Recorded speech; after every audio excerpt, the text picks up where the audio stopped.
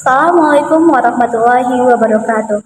Perkenalkan, nama saya Nur Afni Oktavia dari UIN Mahmud Yunus Batu Sangkar, jurusan Pendidikan Bahasa Arab semester 6. Saya berasal dari Solo. Pada kesempatan kali ini, saya akan mempresentasikan karya tulis ilmiah saya dengan judul Pemanfaatan Aplikasi Zoom sebagai Media Pembelajaran Online pada Fakultas Tarbiyah UIN Mahmud Yunus Batu Sangkar. Nah, yang pertama kita masuk kepada struktur dalam menulis karya tulis ilmiah. Yang pertama, itu ada abstrak. Yang kedua, kajian teori. Yang ketiga, metodologi penelitian. Yang keempat, ada hasil dan pembahasan. Yang kelima, ada kesimpulan dan saran. Yang keenam, ada ucapan terima kasih. Yang ketujuh, ada daftar pustaka. Nah, sekarang kita masuk pada poin yang pertama, itu pada bagian abstrak. Perlu kita ketahui, ada 4 komponen yang penting yang terdapat di dalam abstrak. Dan satu lagi, dalam penulisan abstrak, hanya boleh maksimal kata yang kita gunakan itu 250 kata. Jadi dalam menulis abstrak tidak boleh lebih dari 250 kata. Nah, komponen yang terdapat di dalam abstrak itu, yang pertama itu ada latar belakang, yang kedua ada tujuan penelitian, yang ketiga ada metode penelitian, dan yang keempat ada hasil dan kesimpulan. Nah, yang pertama kita masuk kepada latar belakang. Latar belakang yang terdapat di dalam abstrak. Latar belakang ini sering juga disebut sebagai background atau permasalahan yang terjadi, sehingga peneliti tertarik untuk mengangkat sebuah judul tersebut. Nah, latar belakang dalam penelitian ini adalah sistem pembelajaran semenjak tahun 2020 mengalami perubahan, yang mana sistem pembelajaran semenjak tahun 2020 mengalami perubahan yang dapat membawa pengaruh bagi dosen maupun mahasiswa. Hal itu disebabkan karena munculnya COVID-19 yang dapat membawa perubahan pada sistem pembelajaran, baik itu dari segi dosen mengajar maupun dari segi mahasiswa dalam menerima ilmu. Adanya COVID-19 tersebut, pembelajaran banyak dilakukan secara online. Hal itu menjadi suatu tantangan yang besar bagi dosen dalam menyampaikan materi pembelajaran selama perkuliahan yang dilakukan secara online. Jadi, latar belakang itu merupakan suatu permasalahan yang diangkat oleh peneliti dalam mengangkat sebuah judul. Yang kedua, yang termasuk ke dalam bagian abstrak itu ada tujuan. Tujuan dari penelitian ini adalah untuk memanfaatkan aplikasi Zoom sebagai media alternatif dalam pembelajaran online. Yang ketiga, itu ada metode. Metode merupakan suatu cara yang digunakan oleh peneliti untuk mengumpulkan suatu data dalam penelitian. Jadi, metode yang digunakan oleh peneliti dalam melakukan penelitian ini adalah metode kuantitatif, yang mana metode kuantitatif itu merupakan suatu data yang diperoleh melalui penyebaran angket secara online. Di dalam angket tersebut dibuat melalui Google Form yang berisi pertanyaan-pertanyaan serta jawaban singkat dalam bentuk tulisan ganda yang disediakan oleh peneliti di dalamnya. Yang keempat itu ada hasil dan pembahasan. Hasil dari penelitian ini menunjukkan bahwa aplikasi Zoom dapat dijadikan sebagai media alternatif yang dapat digunakan oleh dosen dan mahasiswa selama pembelajaran online. Yang selanjutnya itu ada kesimpulan. Kesimpulan dari penelitian ini adalah munculnya COVID-19 semenjak tahun 2020, sistem pembelajaran dilakukan dengan menggunakan aplikasi Zoom yang dapat dimanfaatkan oleh dosen selama perkuliahan online, sehingga permasalahan selama pembelajaran online dapat diatasi melalui aplikasi Zoom tersebut. Itu poin-poin yang terdapat di dalam abstrak. Selanjutnya kita masuk kepada bagian pendahuluan. Bagian pendahuluan juga memiliki beberapa komponen, itu ada 6 komponen.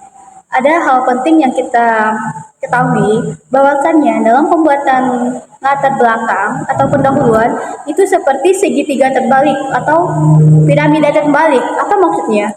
Pembuatan pendahuluan itu dimulai dari yang umum ke yang khusus.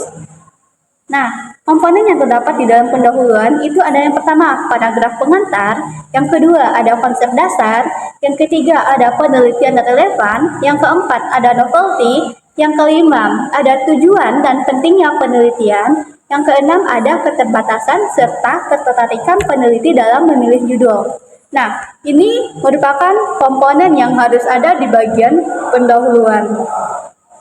Kita masuk yang pada pertama, yaitu paragraf pengantar. Paragraf pengantar ini kita ambil dari yang umum, yang terdapat di dalam judul kita. Bukan langsung kita ambil dari ke yang khusus.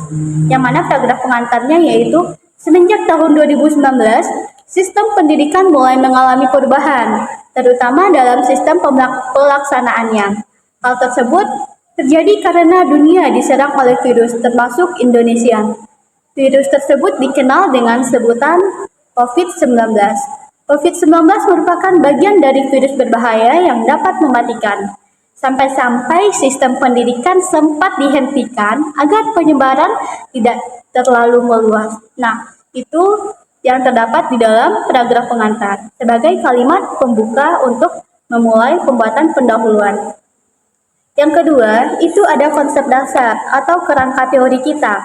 Yang pertama, itu ada konsep dasarnya, yaitu diambil dari media memiliki hubungan yang sangat erat dalam pembelajaran online. Hal itu karena media dapat digunakan sebagai sarana yang dapat membantu dan memudahkan pendidik dan peserta didik untuk menerima dan menyampaikan materi pembelajaran yang mudah dengan memanfaatkan media online.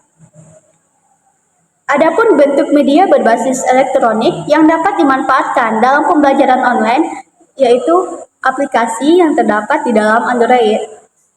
Di antaranya ada aplikasi Canva, Facebook, Twitter, YouTube, TikTok, IG, WhatsApp, Zoom, Google Meet, dan lain sebagainya.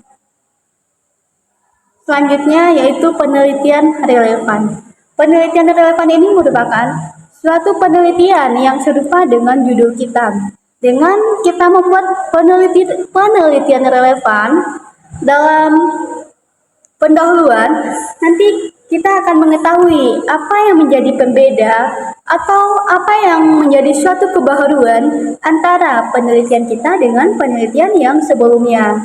Jadi penelitian relevannya yaitu penelitian yang dilakukan oleh Junita Monica pada tahun 2020 dengan judul Pemanfaatan Aplikasi Zoom sebagai Media Pembelajaran Online pada Masa COVID-19 menyatakan bahwa aplikasi Zoom yang digunakan dalam pembelajaran online dapat membuat mahasiswa lebih aktif dalam melaksanakan proses perkuliahan. Jadi itu penelitian yang serupa dengan judul peneliti saat sekarang ini. Ada juga penelitian yang dilakukan oleh Ghazali Fak pada tahun 2021 dengan judul Penggunaan Aplikasi Zoom dalam Pembelajaran COVID-19 menyatakan bahwa penggunaan aplikasi Zoom tidak efektif untuk dilakukan. Karena pertimbangan kondisi pembelajaran pada COVID-19, penggunaan aplikasi Zoom ini sangat efisien untuk digunakan dalam pembelajaran online. Maksudnya, sebelum adanya COVID-19, penggunaan aplikasi Zoom ini dinyatakan tidak efektif karena dipertimbangkan karena sekarang berada pada masa COVID-19, jadi dapat dinyatakan bahwa aplikasi Zoom efisien dan efektif digunakan dalam pembelajaran online. Selanjutnya itu ada novelty, yang mana novelty ini merupakan suatu kebaharuan atau suatu pembeda antara artikel kita dengan artikel sebelumnya. Jadi novelty ini sangat penting sekali, sangat penting dan harus ada di dalam pendahuluan. Nah, novelty atau pembeda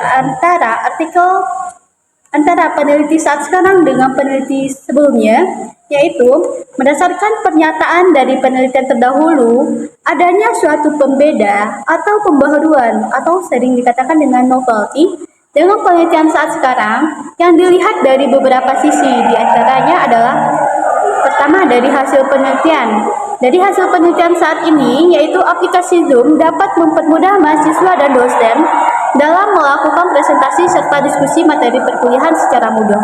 Yang kedua, dari segi metode. Metode yang digunakan oleh peneliti saat sekarang dalam penelitian ini adalah metode kuantitatif. Yang ketiga, dari segi teknik yang digunakan oleh peneliti dalam pengumpulan data, yaitu melalui teknik wawancara dan penyebaran angket secara online. Yang keempat, itu ada hasil pembahasan. Hasil pembahasan dalam penelitian ini disajikan dalam bentuk gambar serta diagram yang berisi persentase mahasiswa yang memberikan tanggapan melalui penyebaran angket. Selanjutnya itu ada tujuan penelitian. Penelitian ini bertujuan untuk mengetahui pemanfaatan aplikasi Zoom dalam pembelajaran online selama virus menyebar pada UIN Mahmud Yunus Batu Sangkar. Itu yang menjadi tujuan dari penelitian ini. Selanjutnya, itu ada penting atau urgensi dari penelitian. Penelitian ini juga penting untuk dilakukan karena agar sistem pendidikan yang berjalan di COVID-19 dapat diamati dan dicarikan solusi jika menemukan banyak hambatan selama pembelajaran. Sebagaimana yang diketahui bahwa pendidikan merupakan hal yang penting dilakukan bagi setiap kalangan.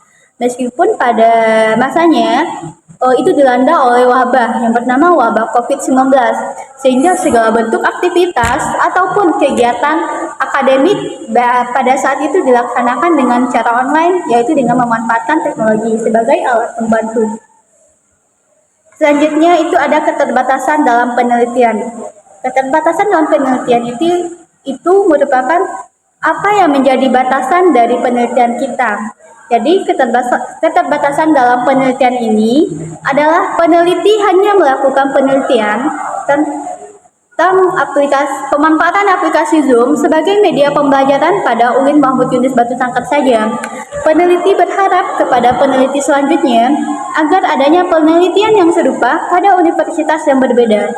Peneliti ini juga merekomendasikan kepada peneliti selanjutnya agar menjadi tolak ukur dalam melakukan penelitian terkait dengan pemanfaatan aplikasi Zoom sebagai media pembelajaran online pada masa COVID-19. Dan selanjutnya itu ada ketertarikan dalam memilih judul. Berdasarkan penjelasan di atas, maka peneliti tertarik untuk mengambil sebuah judul penelitian yang berkaitan dengan pemanfaatan aplikasi Zoom sebagai media pembelajaran online pada Fakultas Tarbiyah dan Ilmu Keguruan Universitas Mahmud Yunus Batu Sangkar. Dengan adanya penelitian ini dapat menambah wawasan serta dapat mengasah kemampuan mahasiswa dalam bidang media pembelajaran. Dengan adanya aplikasi Zoom dapat membantu mahasiswa dan dosen dalam menyampaikan ilmu maupun dalam menerima ilmu. Selanjutnya bagian kedua,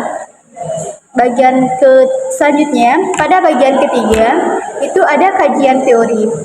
Yang mana kajian teori dalam penelitian ini ada pengertian media pembelajaran, macam-macam media pembelajaran, manfaat media pembelajaran pada COVID-19, dan contoh media dalam pembelajaran online. Nah, yang pertama kita masuk kepada pengertian media pembelajaran. Media pembelajaran merupakan suatu alat atau wadah yang dapat memfasilitasi serta mewadahi pendidik maupun peserta didik untuk menyampaikan suatu informasi yang berkaitan dengan pembelajaran. Jadi, media pembelajaran ini dapat dijadikan sebagai alat bantu yang dapat memudahkan antara pendidik dalam menyampaikan ilmu dan peserta didik dalam menerima ilmu. Selanjutnya, itu ada macam-macam media. Macam-macam media pembelajaran itu ada 3. Yang pertama itu media auditif, yang kedua ada media visual, yang ketiga ada media audiovisual. Sekarang kita masuk kepada media auditif. Media auditif ini merupakan salah satu media yang berisi suara bagi peserta didik yang mengalami kendala seperti gangguan yang terdapat di anggota tubuh.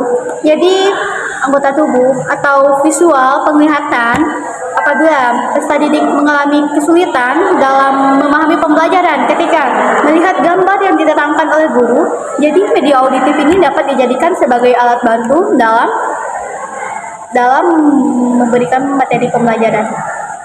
Yang kedua, itu ada media visual, yang mana media visual ini merupakan salah satu media yang berisi gambar yang dapat memuat materi. Contoh dari media visual ini ada poster, ilustrasi, dan lain sebagainya. Dengan adanya media visual ini dapat membangun semangat serta aktivitas atau kesemangatan jiwa peserta didik dalam belajar, membangun jiwa semangat, dapat menarik timbulnya kesemangatan peserta didik dalam belajar. Yang ketiga, itu ada media audiovisual. Media audiovisual ini merupakan salah satu media yang mengandung beberapa unsur di dalamnya. Ada gambar serta suara.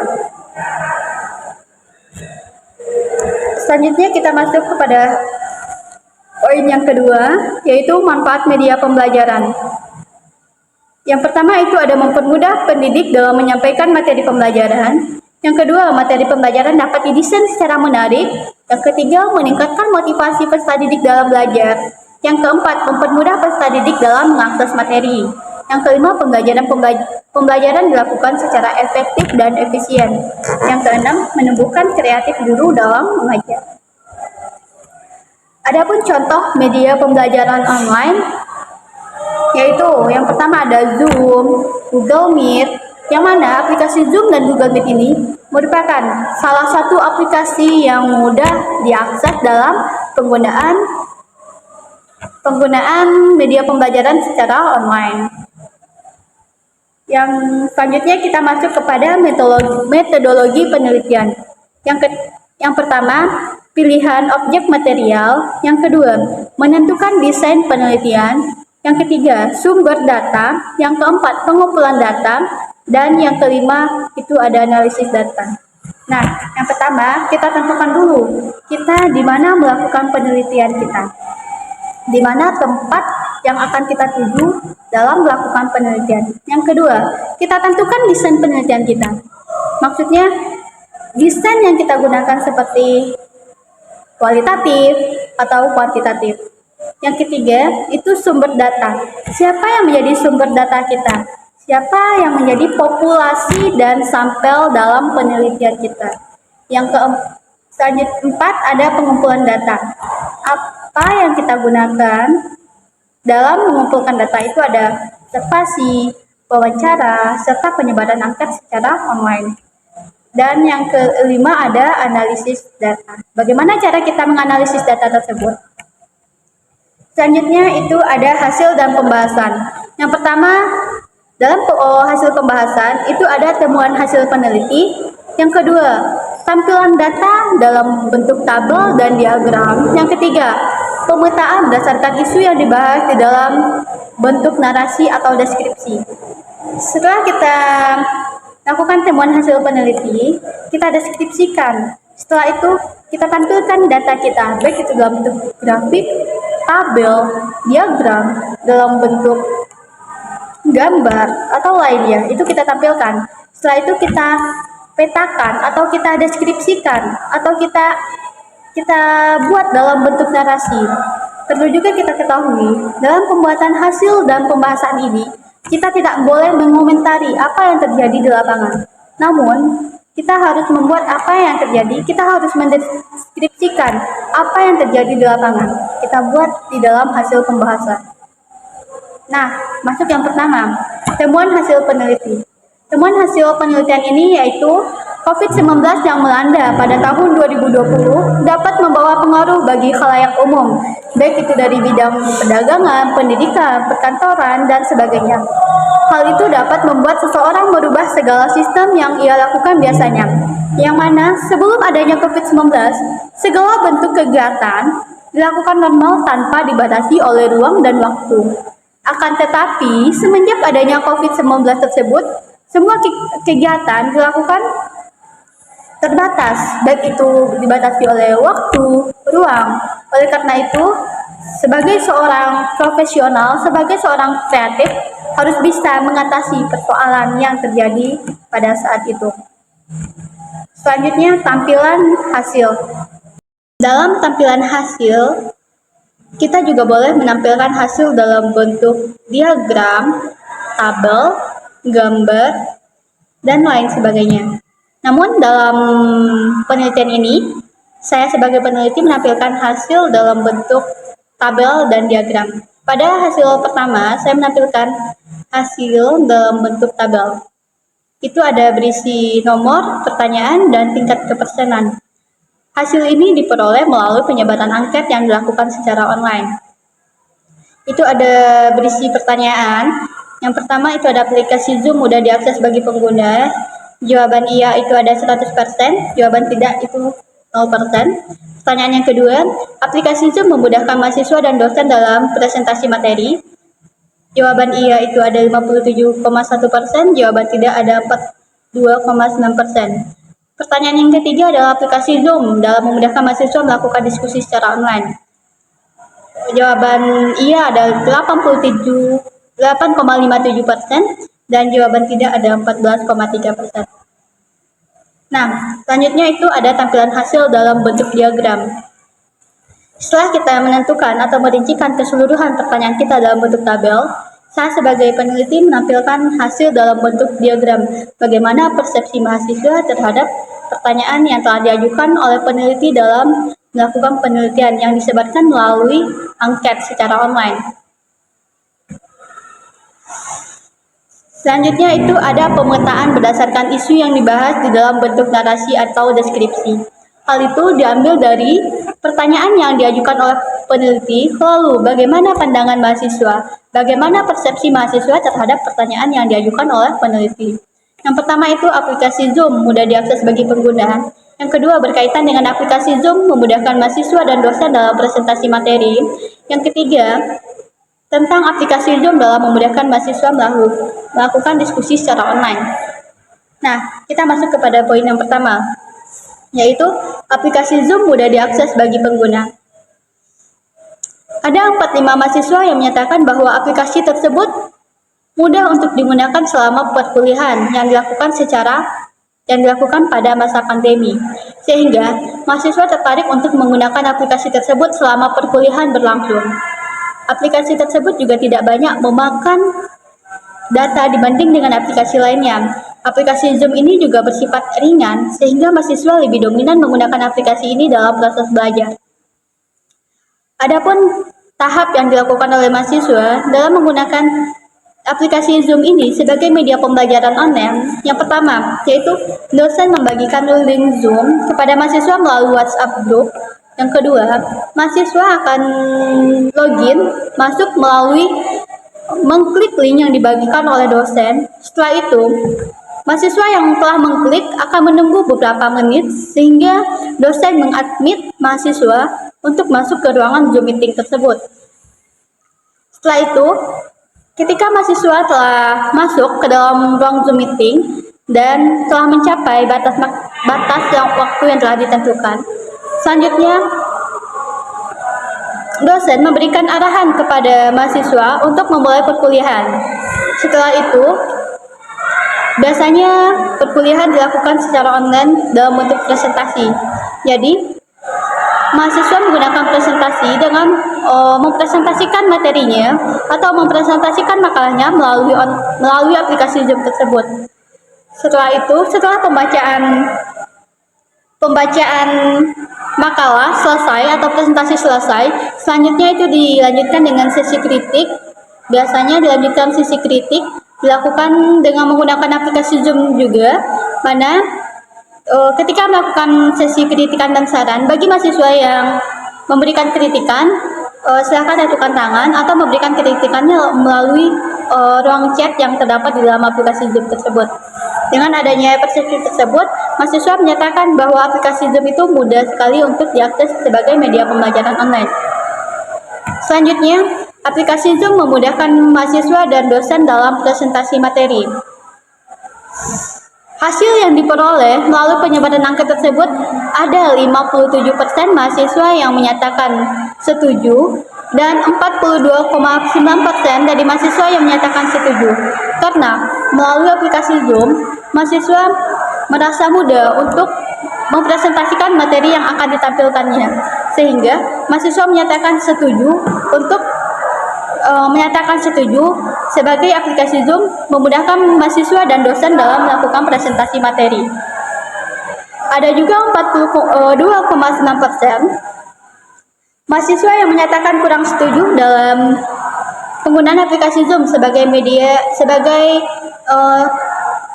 aplikasi Zoom memudahkan mahasiswa dan dosen dalam presentasi materi.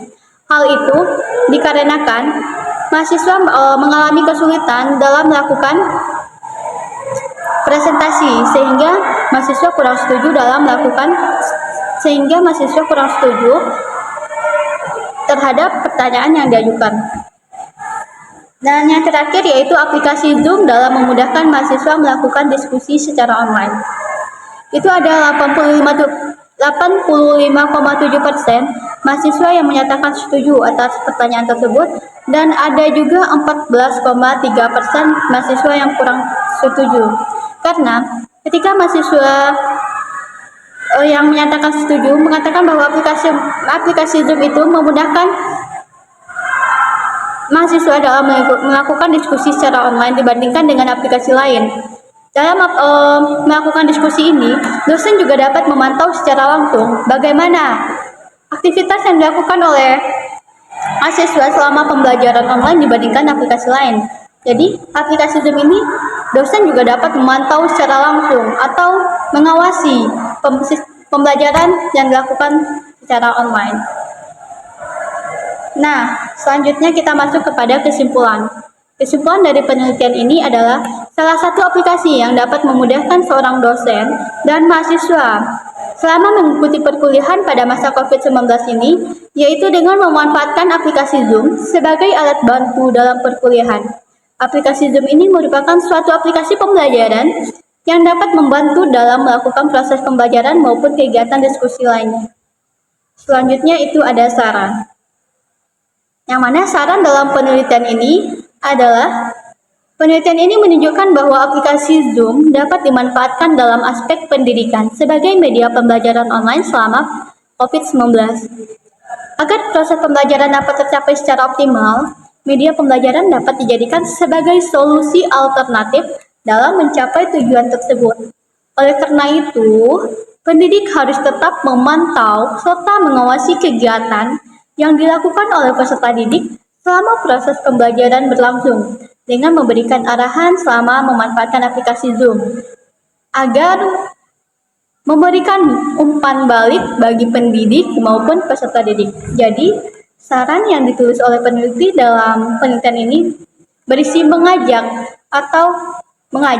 agar pengguna dapat memanfaatkan aplikasi sebaik mungkin dan peserta pendidik dapat memberikan arahan ketika menggunakan aplikasi Zoom ini, sehingga adanya feedback atau umpan balik bagi pendidik maupun peserta didik. Selanjutnya yang terakhir itu ada daftar pustaka, yang mana daftar pustaka ini merupakan daftar yang menjadi rujukan dalam melakukan penelitian. Semakin banyak daftar pustaka yang kita buat, semakin bagus pula karya tulis ilmiah yang kita buat. Alangkah baiknya, daftar pustaka yang kita gunakan itu terindeks internasional, yang mana terindeks internasional itu ditandai memiliki DOI di dalamnya. Baik, mungkin itu presentasi dari saya. Terima kasih atas perhatiannya. Mohon maaf atas kesalahan yang saya lakukan, itu berasal dari saya sendiri.